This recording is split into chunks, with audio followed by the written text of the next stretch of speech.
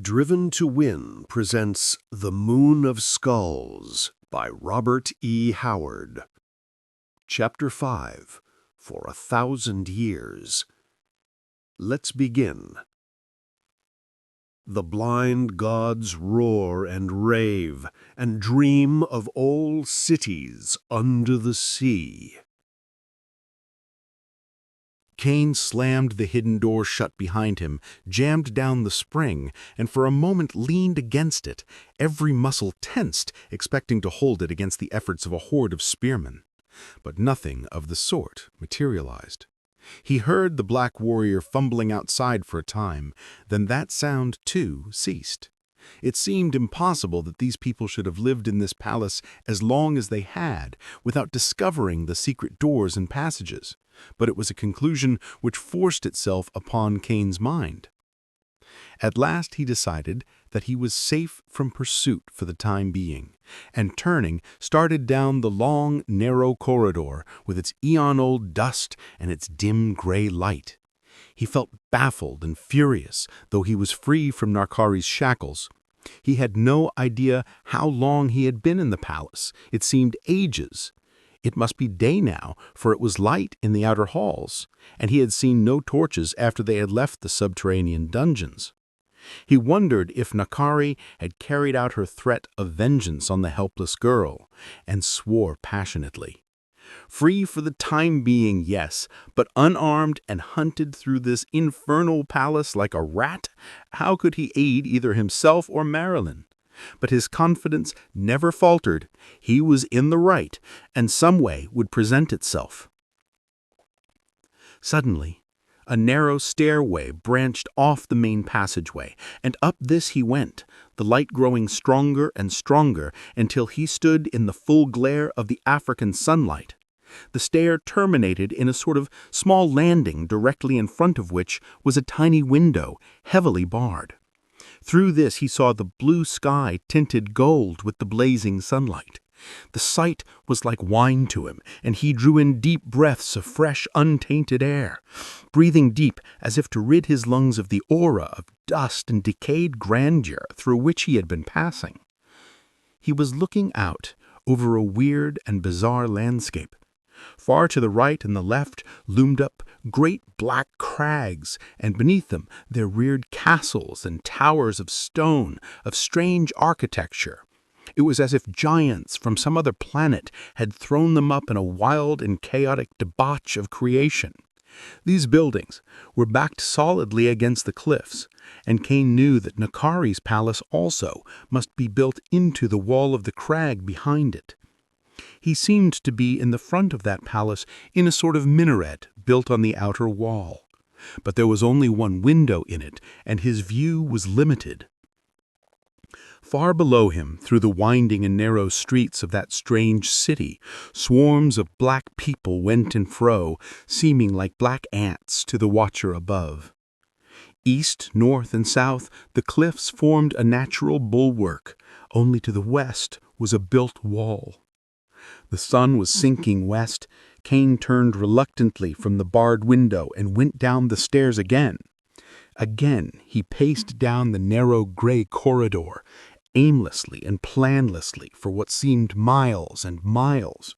He descended lower and lower into passages that lay below passages.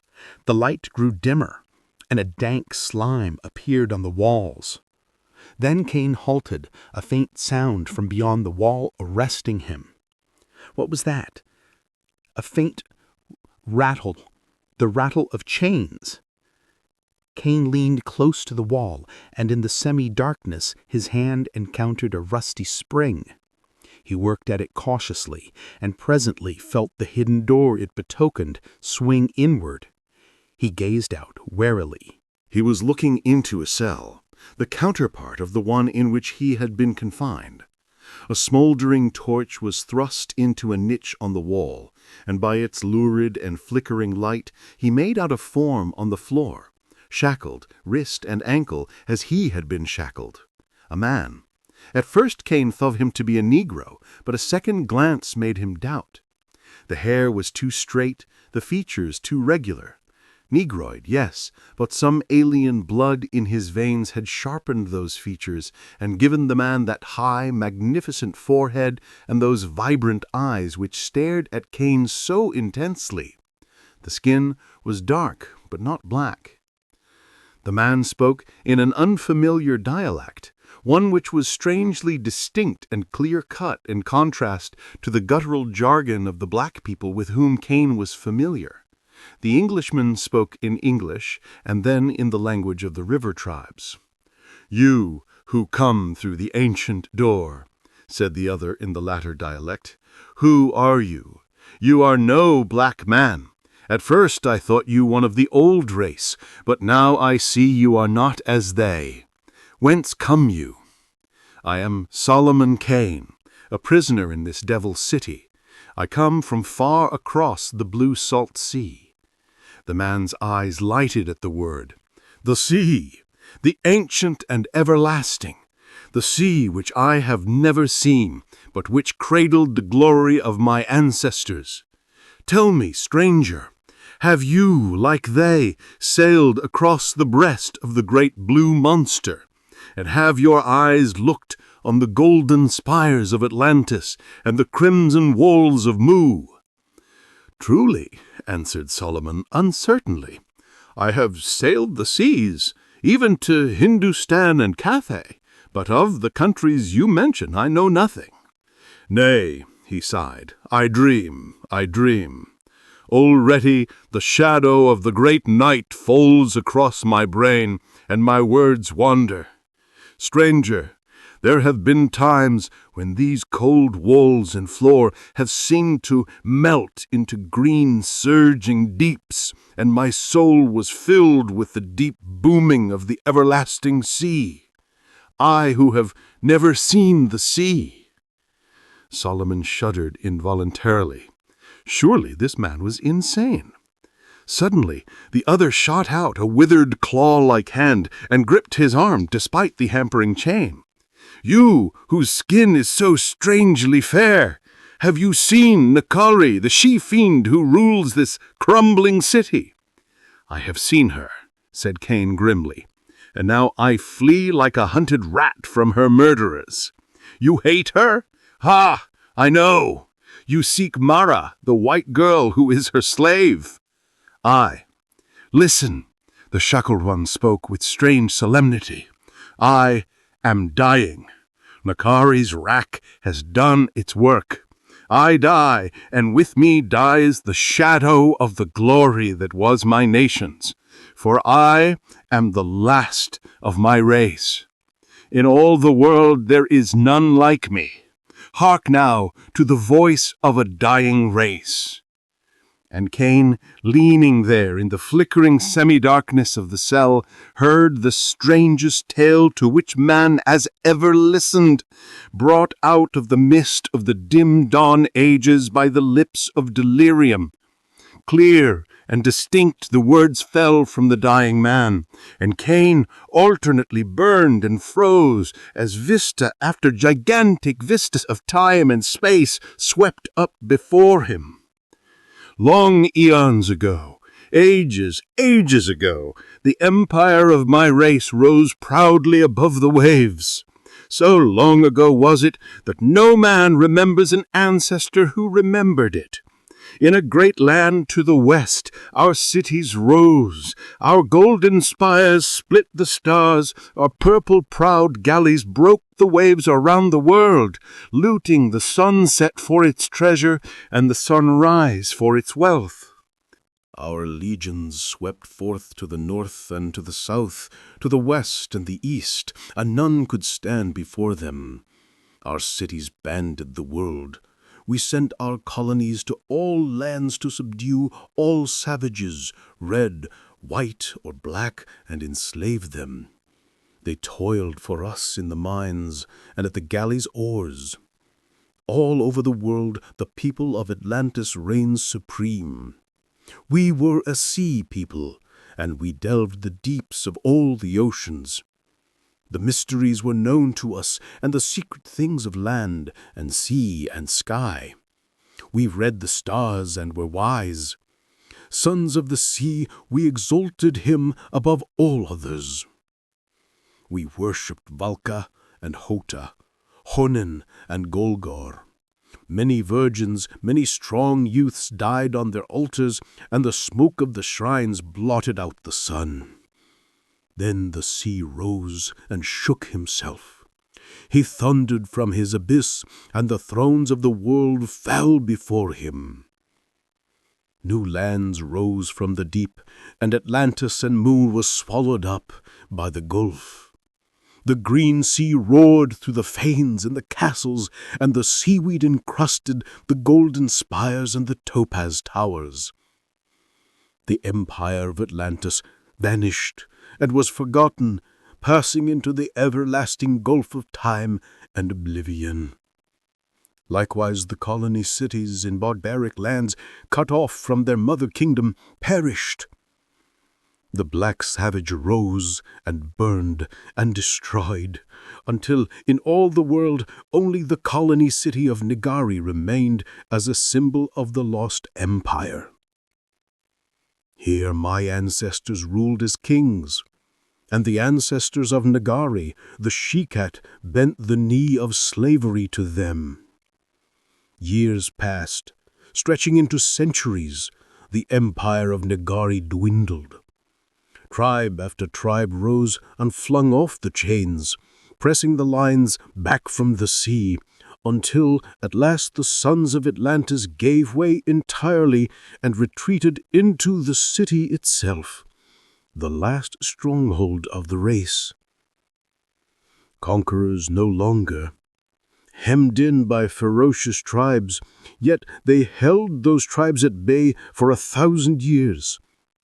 Nagari was invincible from without. Her walls held firm. But within, evil influences were at work. The sons of Atlantis had brought their black slaves into the city with them. The rulers were warriors, scholars, priests, artisans. They did no menial work. For that they depended upon the slaves. There were more of these slaves than there were masters, and they increased while the sons of Atlantis dwindled. They mixed with each other more and more as the race degenerated, until at last only the priestcraft was free of the taint of black blood. Rulers sat on the throne of Nagari, who possessed little of the blood Atlantis, and these allowed more and more wild tribesmen to enter the city in the guise of servants, mercenaries, and friends. Then came a day when these fierce slaves revolted and slew all who bore a trace of the blood of Atlantis, except the priests and their families. These they imprisoned as fetish people.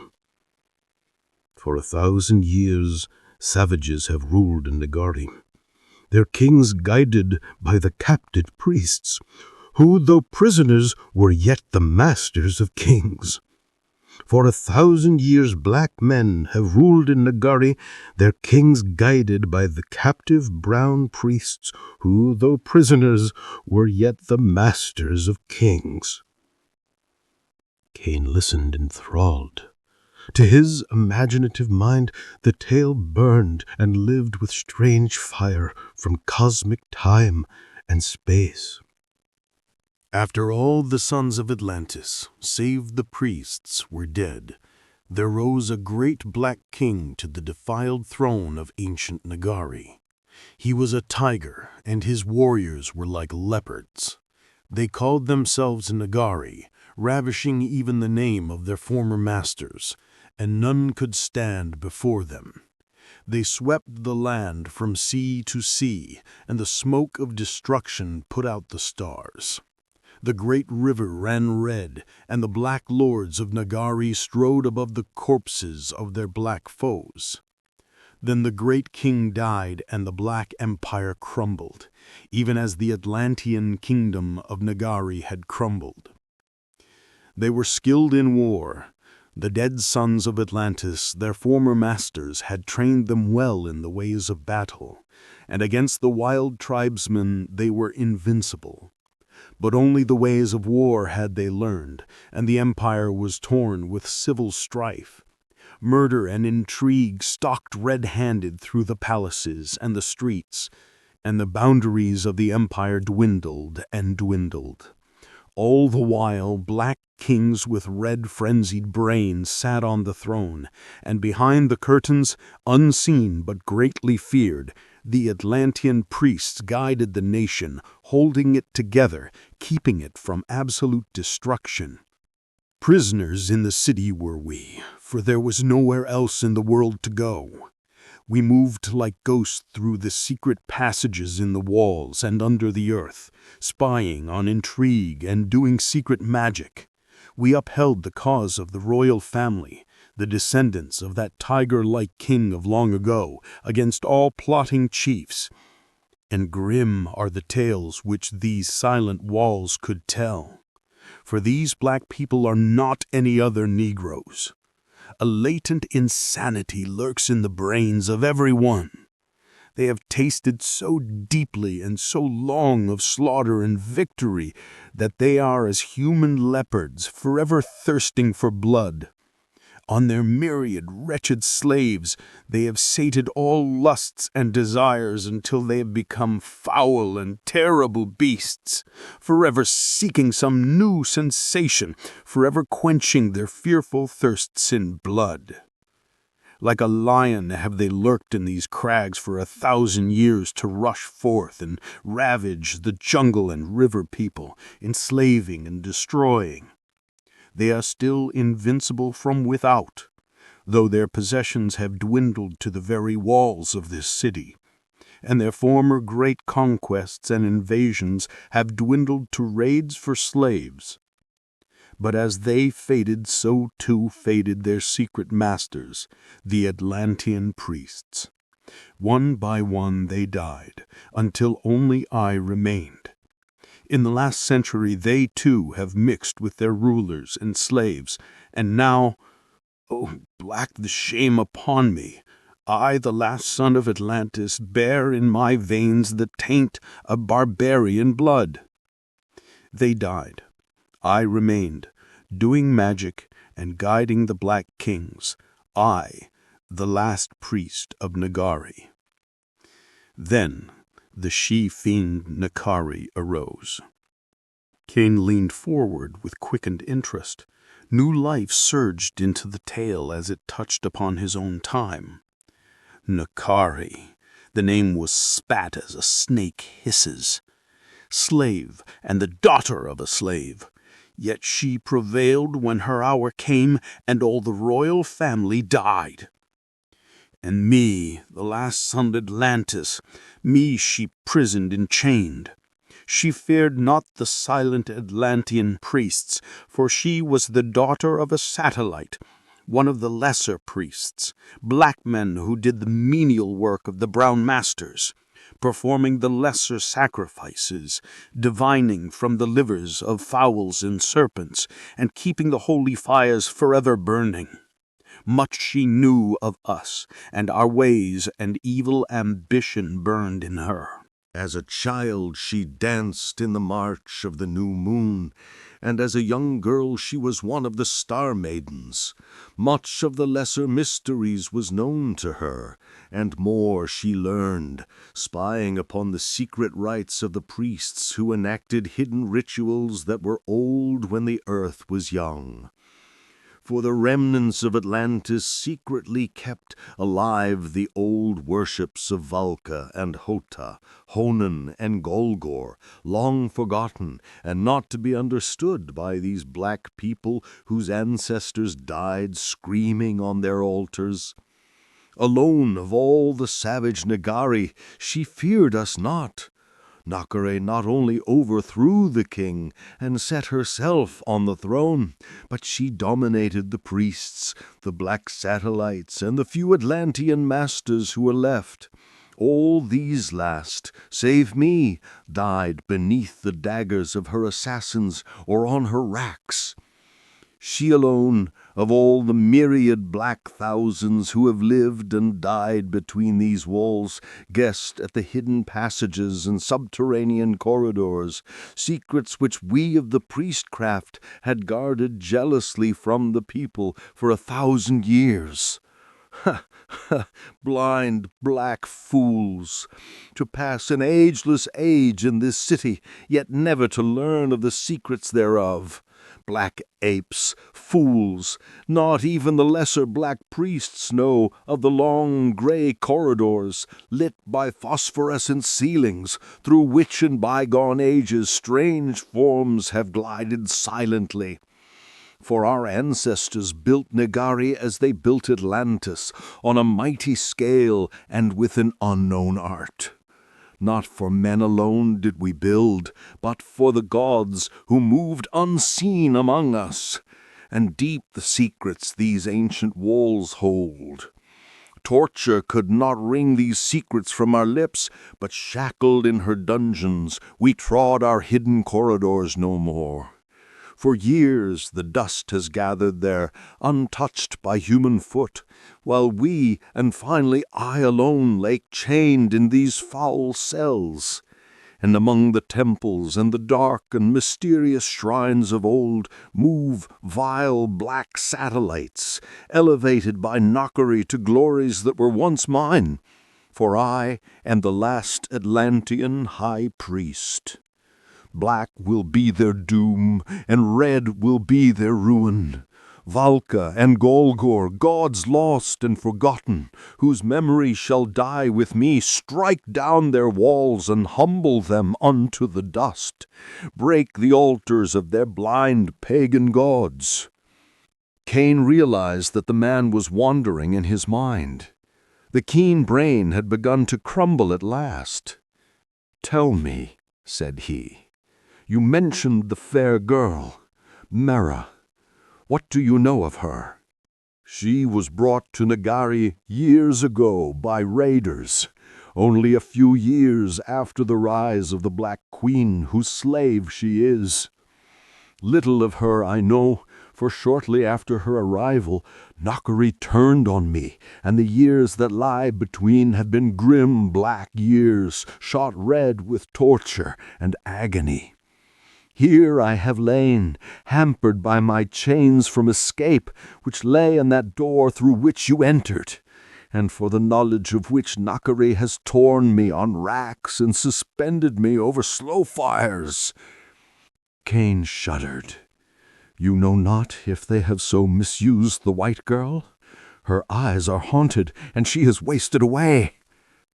"She was brought to Nagari years ago by raiders, only a few years after the rise of the Black Queen, whose slave she is. Little of her I know, for shortly after her arrival Nagari turned on me, and the years that lie between had been grim black years, shot red with torture and agony. Here I have lain, hampered by my chains from escape, which lay in that door through which you entered, and for the knowledge of which Nagari has torn me on racks and suspended me over slow fires. She has danced with the star maidens at Nagari's command, and has looked on the bloody and terrible rites of the Black Temple. She has lived for years among a people with whom blood is cheaper than water, who delight in slaughter and foul torture. And such sights as she has looked upon would blast the eyes and wither the flesh of strong men. She has seen the victims of Nagara die amid horrid torments, and the sight is burned forever in the brain of the beholder. The rites of the Atlanteans the savages took, whereby to honor their own crude gods. And though the essence of those rites is lost in the wasting years, yet even Nagari's black apes perform them. They are not such as men can look on unshaken." Kane was thinking, a fair day for the world when this Atlantis sank, for most certainly it bred a race of strange and unknown evil. Aloud he said, "Who is this master of whom Nagari spake, and what meant she by calling Mara his bride?" "Nakura, Nakura, the skull of evil, the symbol of death that they worship. What know these savages of the gods of secret Atlantis? What know they of the dread and unseen gods whom their masters worshipped with majestic and mysterious rites? They understand not of the unseen essence, the invisible deity that reigns in the air and the elements. They must worship a material object endowed with human shape. Nakura was the last great wizard of Atlantean Nagari, a renegade he was, who conspired against his own people and aided the revolt of the black beasts. In life they followed him, and in death they deified him. High in the Tower of Death his fleshless skull is set, and on that skull hinge the brains of all the people of Nagari. Nay, we of Atlantis worshipped death, but we likewise worshipped life. These people worship only death, and call themselves sons of death. And the skull of Nakura has been to them for 1,000 years the symbol of their power, the evidence of their greatness. "Do you mean," Kane broke in impatiently on these ramblings, "that they will sacrifice the girl to their god? In the moon of skulls she will die on the black altar." "What in God's name is this moon of skulls?" Kane cried passionately. "The full moon. At the full of each moon, which we name the moon of skulls, a virgin dies on the black altar before the Tower of Death, where centuries ago virgins died in honor of Golgor, the god of Atlantis.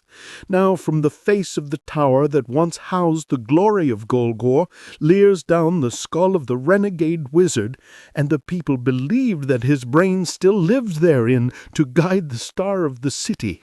For look ye, stranger, when the full moon gleams over the rim of the tower, and the chant of the priests falls silent, then from the skull of Nakura thunders a great voice, raised in an ancient Atlantean chant, and the people fall on their faces before it. But hark, there is a secret way, a stair leading up to a hidden niche behind the skull, and there a priest lurks and chants. In days gone by, one of the sons of Atlantis had this office, and by all rights of men and gods it should be mine this day. For though we sons of Atlantis worshipped our ancient gods in secret, the black people would have none of them. To hold our power, we were devotees to their foul gods, and sang and sacrificed to him whose memory we cursed. But Nakari discovered the secret, known before only to the Atlantean priests, and now one of her black satellites mounts the hidden stair and yammers forth the strange and terrible chant, which is but meaningless gibberish to him, as to those who hear it. I, and only I, know its grim and fearful meaning." Kane's brain whirled in his efforts to formulate some plan of action. For the first time during the whole search for the girl, he felt himself against a blank wall. The palace was a labyrinth, a maze in which he could decide no direction. The corridors seemed to run without plan or purpose, and how could he find Marilyn, prisoned as she doubtless was in one of the myriad chambers or cells? Or had she already passed over the borderline of life, or succumbed to the brutal torture-lust of Nakari? He scarcely heard the ravings and mutterings of the dying man. "Stranger, do you indeed live? Or are you but one of the ghosts which have haunted me of late, stealing through the darkness of my cell? Nay, you are flesh and blood, but you are savage, even as Nakari's race are black savages. Eons ago, when your ancestors were defending their caves against the tiger and the mammoth, with crude spears of flint, the gold spires of my people split the stars. They are gone and forgotten, and the world is a waste of barbarians, white and black. Let me, too, pass as a dream that is forgotten in the mists of the ages." Kane rose and paced the cell. His fingers closed like steel talons as on a sword hilt, and a blind red wave of fury surged through his brain. O God, to get his foes before the keen blade that had been taken from him, to face the whole city, one man against them all. Kane pressed his hands against his temples. The moon was nearly full when last I saw it, but I know not how long ago that was. I know not how long I have been in this accursed palace, or how long I lay in that dungeon where Nakari threw me. The time of full moon may be past, and, oh, merciful God, Marilyn may be dead already. Tonight is the moon of skulls, muttered the other. I heard one of my jailers speak of it. Kane gripped the dying man's shoulder with unconscious force.